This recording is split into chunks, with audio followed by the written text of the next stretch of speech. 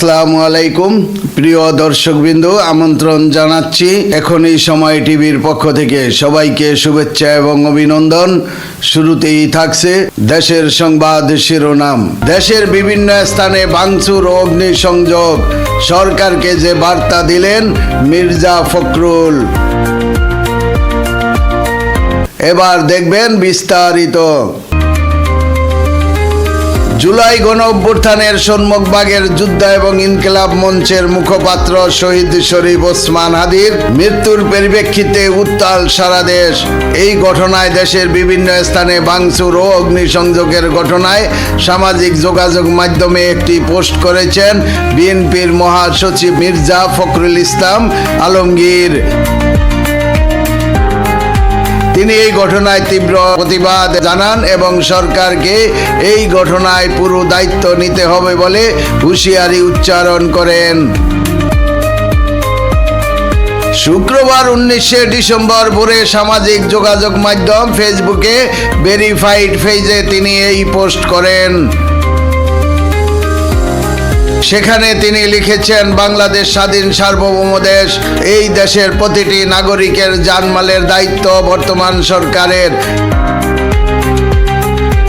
শহীদ হাদির মৃত্যুতে শোকার্ত জাতি যখন সৃষ্টিকর্তার কাছে দোয়া করছেন হাদির আত্মার মাগফিরাতের জন্য, তখন ডেইলি স্টার ও প্রথম আলো সহ বিভিন্ন প্রতিষ্ঠান বরেণ্য সাংবাদিক নুরুল কবির সহ আরও অনেকের উপর হীন হামলা সংঘটিত হলো।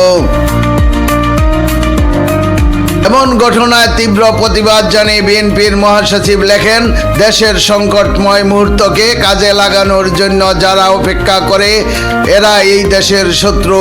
তারা অপেক্ষা করে সংকটের, আজ এই দুঃখ ভারাক্রান্ত মুহূর্তকে এরা ধ্বংসাত্মক কাজে রূপান্তর করলো।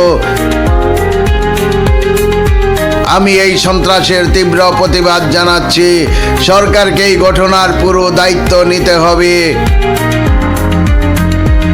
প্রায় 1 বছরের বেশি সময়কাল ধরে বিভিন্ন মব সন্ত্রাস পুরো জাতিকে বিভক্ত করেছে উল্লেখ করে তিনি লেখেন, হাদি নির্বাচনে প্রার্থী ছিল, জনগণের দরজায় গিয়েছিল, নির্বাচন হবে, বাংলাদেশে একটি গণতান্ত্রিক জনগণের সরকার প্রতিষ্ঠিত হবে ইনশাল্লাহ।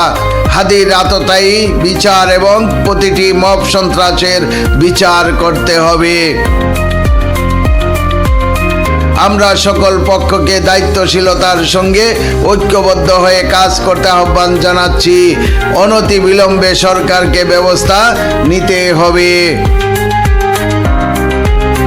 উল্লেখ্য, জুলাই অভ্যুত্থানের অন্যতম সংগঠক শরীফ ওসমান হাদি গত 12 ডিসেম্বর রাজধানীর বিজয়নগরে গণসংযোগকালে চলন্ত রিকশায় থাকা অবস্থায় আততায়ীর গুলিতে আহত হন।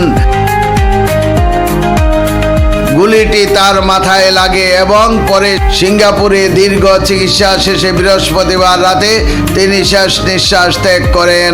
তার এই মৃত্যুকে কেন্দ্র করে ঢাকা এখন উত্তাল ও থমথমে পরিস্থিতির মধ্য দিয়ে চলছে। প্রিয় দর্শকবিন্দু, আজকের প্রতিবেদন এই পর্যন্তই শেষ করছি এখানেই। পরবর্তী সংবাদ পেতে আমাদের সাথেই থাকুন। আল্লাহ হাফেজ।